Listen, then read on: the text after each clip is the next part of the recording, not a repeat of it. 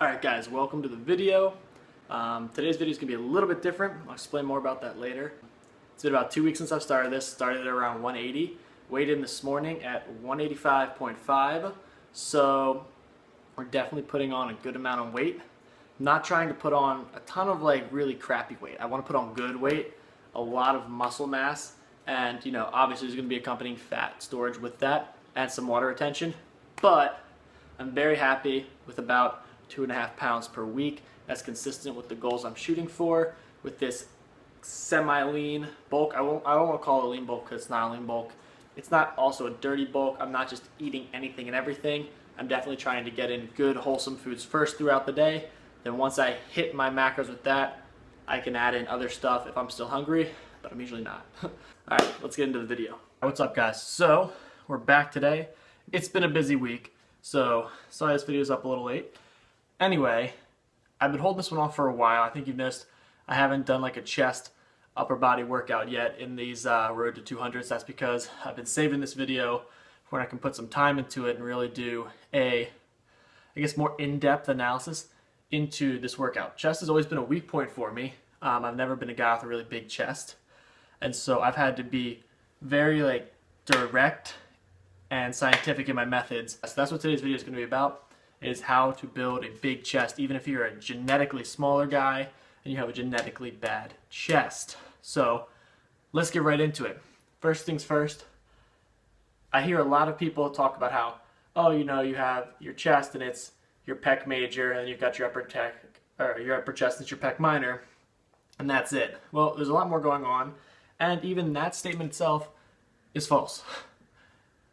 Your chest is made up of a lot of different muscle groups, and your upper chest is not your pec minor, your lower chest is not your pec major.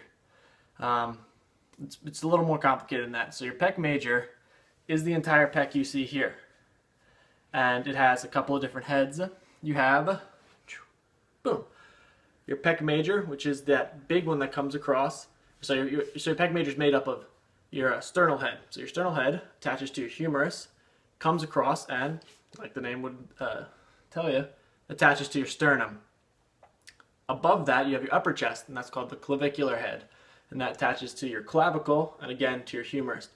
And the reason why you would use incline on that is, think of it this way. If your humerus is attached up here, this is obviously going to be pulling the arm up towards a more overhead movement, whereas your sternum, where the insertion is going to be pulling it across more towards the middle of your body. So to work your sternal head, you're going to be doing more kind of flies and any kind of flat pressing movement. Working the clavicular head, we're going to be using an incline movement. Obviously, most guys struggle to develop that clavicular head, so a lot of people use the priority principle, train that first, which is what we'll be doing today. Also, your pec minor, that really refers to some smaller muscles deeper in there. You can't really isolate them too much as they work more to assist you with breathing. But another big muscle to touch on is your serratus anterior. Serratus anterior, that helps bring your arm over, bring your arm down. And that has worked a lot in pullovers, and if you diet down really well, this becomes a very good looking muscle aesthetically on guys who have dieted down. It's kind of like these fingers that interlace into your ribs, and it gives you a very complete physiological look, a very aesthetic look. So we're going to work on that as well with pullovers in this upcoming workout. Alright, so now that we have the anatomical definitions down pat and we're ready to go work them out in the gym, let's touch on one more thing, and that is nutrition. As always, none of this is going to work if you're not eating, guys. So if you're trying to get big like me, you're a skinny guy, it's tough, it's hard, I know it is, but you have to almost choke down those meals. You got to figure out your basic metabolic rate, where you're at to maintain, and then you have to eat well above that. I'm a big advocate for going heavy on carbohydrates if you want to put on weight. Of course, you want to get a lot of protein in, but there comes a point where you can't synthesize any more protein and it becomes redundant. So you've got to figure that out for yourself, because everyone's body reacts a little bit differently. Usually, I think the cap, at least I've found for myself, is if I eat more than 2 grams per body fat, like level of body fat, I really don't get anything else. And it's probably even a little less than that. It's like 1.6 to 1.8 grams per pound of body fat for me is where I kind of stop getting any results from the added protein. From there on out, I try to eat carbs, you know. I don't want to do too much in fats. I try to eat a healthy amount of fats, under 100 grams a day. Doesn't always work.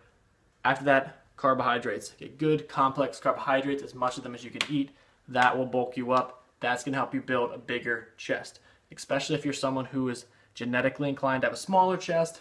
Flooding it with nutrients throughout the entire day is going to be the best way to pack on some size there. Your chest will have no choice but to grow if you are eating a crap ton of food and working out the right way with the right science backing it up.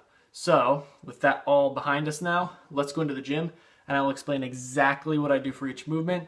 It's helped me get my chest bigger, get my lifts stronger, and help me feel better working on my chest in the gym. So let's get into it right now. All right, what's up guys? We are back with an informative chest voiceover. Hopefully today's is going to be the most informative one I've done yet. I really wanted to put a lot of time into this video because this is my biggest struggling point is my chest. So I'm just going to be open and vulnerable with you guys today and try to be as honest as possible when it comes to me and developing my chest. So first things first, you've got to warm up properly. The biggest reason why I think my chest lags is because I've hurt my shoulders multiple times trying to bench too much, trying to progress too fast. I got really caught up in how much weight I could lift when I was younger, and I would blow out my shoulders every other week. Not completely, but they'd be too sore to work out for a week.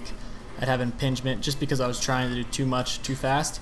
So as you notice here, I'm taking a lot of time to warm up each and every part of my shoulder, internal, external rotation, all the above. Now, like I said earlier in the video, we're working on the priority principle here. Training what you need to work the most first, and that is my upper chest. So doing incline chest for 4 sets and something special in the 4th set.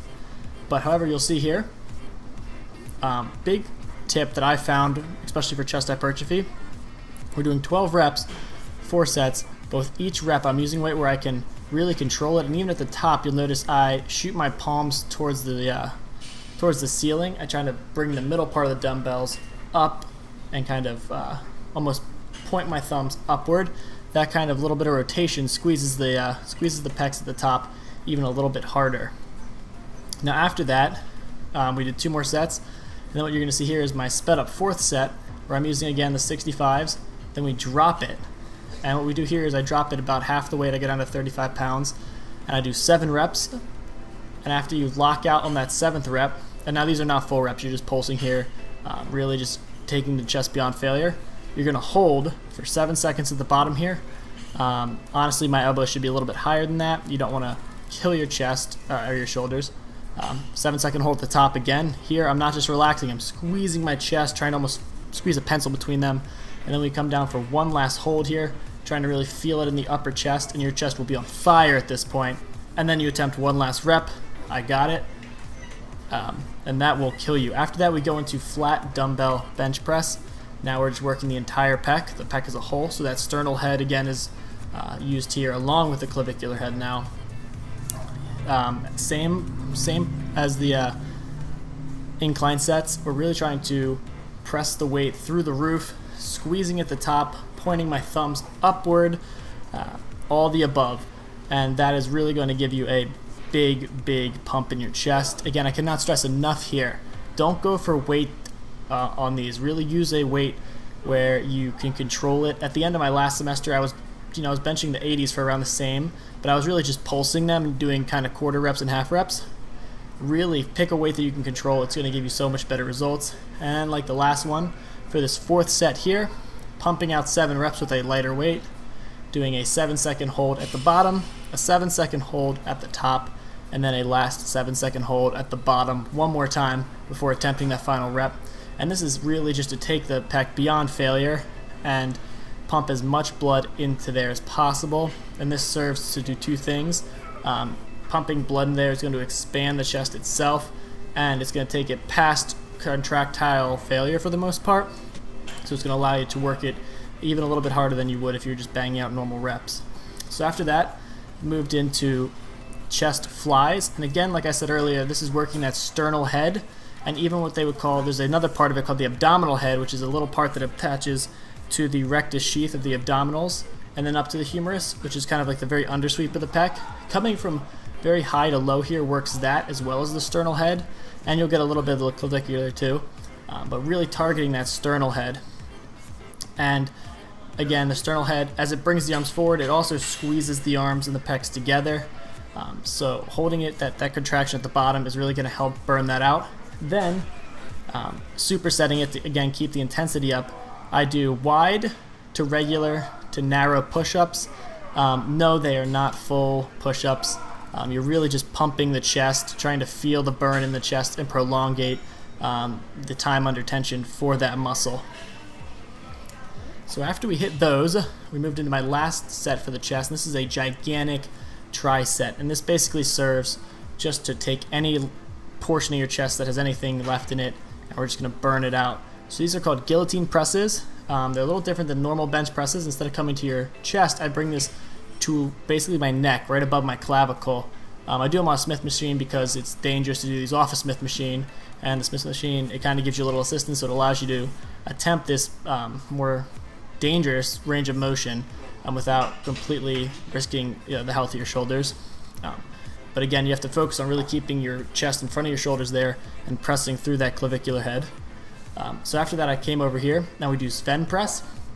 Now the Sven press is it's essentially an isometric movement. Even though I'm coming back and forth, the entire time I'm trying to basically push each of my hands through those weights and keeping just as tight a squeeze as possible on my chest. And then going back and forth only serves to really change where the contraction is. So at the closer part, it's below my pecs, working the sternal head. As I press up towards eye level, that it starts working the clavicular head. However, at this point, your muscle is so taxed that both heads are getting worked pretty evenly throughout. Then lastly, in this superset, we go right into pullovers. I love these for rib cage expansion. Now this is a topic that is still very widely disputed, and there's no real empirical evidence to whether or not they work for expanding the rib cage and helping get your chest larger. However, there is something that is empirically proven, and that is that bringing your hands together across your chest is a great way to contract your chest. And that's what we're doing here. I'm trying to put my hands through the dumbbell the entire time, and instead of the Sven press where it was in front of me the whole time squeezing, you're just bringing it back over your head, not damaging your shoulders, just keeping all the tension in your chest and pulling it back over. Now again, this also hits that serratus anterior, which we talked about earlier, with that pulling over movement. And after this, your chest should be absolutely smoked. Now on my chest days, I either like to do a push-pull where I'll work my back. However, today we're working all of the agonist muscle groups, so going into my shoulders and then into my triceps, all the muscles used within that pushing movement because they're already pre-exhausted. So again here, moved into seated dumbbell overhead press. I lean the seat back a little bit to target the anterior delt a little more so than if it was a straight up and down. I feel like it puts it in a more advantageous position, and I feel more of a squeeze in the anterior delt when I do it like this. Again, pointing my thumbs to the roof of the top, controlling the weight down, and struggling for that last rep. Now, at this point in the workout, we're trying to conserve time and keep the volume high, so I'm supersetting everything. Supersetting right here, that overhead press with front raises, and again, as you'll see, I come up and I twist my thumbs down now, which serves to put a little more tension on the anterior and lateral delts throughout the movement. And these are great only if you control them though. So I'm really trying to come up, squeeze and twist, and then control down. It is very hard because your shoulders are pretty burned out after doing that first heavy set, so this will really be a tough exercise to keep the form on, but it will reap great rewards if you can kind of struggle through it. Then after that, I finish off the shoulders by hitting the lateral delt now specifically with very heavy side laterals, so a lot of sway here. Really trying to go as heavy as possible, because then after that we're going to then isolate them with what is called a reverse crucifix pull. So I start with the pulleys kind of just below where my shoulders would be, and this is like a rear delt fly, except we're going to be pulling up higher, and this is going to work the posterior aspect of your lateral delt, basically the back portion of your middle head of your shoulders. So this is almost like an isolation on top of isolation movement, but I can tell you from experience, guys, this will burn like nothing else. Even running the rack on side laterals is not as bad as these, but it's not done there. I go to an isometric bent over side lateral. Now these are not for rear delts. I try to hit my rear delts on my back day. Here I try to again work that posterior aspect of the lateral delt by squeezing right where I just felt it in the crucifix pulls. And this one takes a little bit of mind muscle connection to get it right. But if you get it right, they burn like crazy. So then finishing off the entire workout with triceps, I did 2 different, I guess, supersets for triceps. This first one, I'm on a preacher curl machine, leaning back a little bit and doing an overhead dumbbell French press. I am flaring my elbows a little bit, but I've had problems with my elbows before with overhead movements, so I don't worry about them too much. I go where they're comfortable and try not to be too picky and get myself hurt again. So supersetting that with I guess I don't think it's easy curl, I think it's a straight curl bar skull crusher. What I like here is, you notice I angle myself more so on this one and aim the the barbell back over my head, let it pull my arms a little bit, and then pull forward and press up.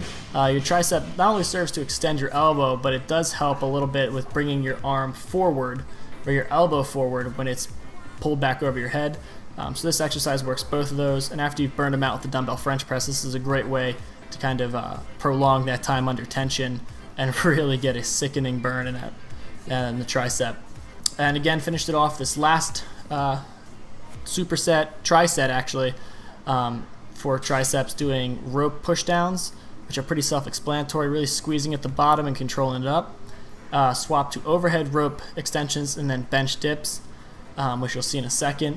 For all these exercises, really we focused on constant tension and the proper rep range.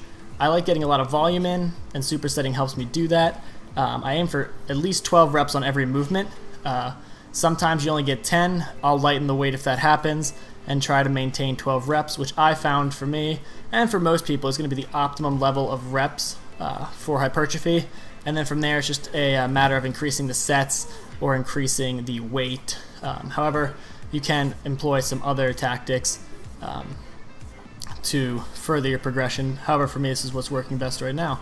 So I hope you guys enjoyed this video. I hope it was informative. If it helped you out at all, please leave a like and subscribe, as we're almost at 100 subscribers. Thank you guys so much, and have a great day. Give me your hand and we'll make it there soon. Life is just one beautiful view. We'll eventually get there. This is the pursuit. This is the pursuit.